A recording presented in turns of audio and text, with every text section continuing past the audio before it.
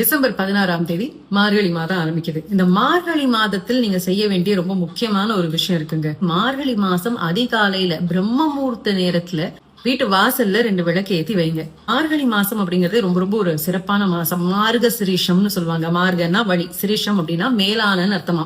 அப்ப மேலான வழியை நமக்கு எது காட்டும் அப்படின்னா இறை சிந்தனை. அப்ப அந்த இறை சிந்தனை இந்த மாதம் முழுக்க இருக்கணுங்கிற ஒரே ஒரு காரணத்துக்காகத்தான் இந்த மாதத்துல நம்ம எந்த ஒரு கவனச்சிதறலும் இல்லாம நம்மளுடைய இறை வழிபாடை செய்யறதுக்காக இந்த மார்கழி மாசத்துல வேற எந்த நல்ல காரியங்களும் செய்ய வேண்டாம்னு சொன்னாங்களே ஒழிய இந்த மார்கழி மாதம் சரியான மாதம் அல்ல அப்படிங்கிறது கிடையாது.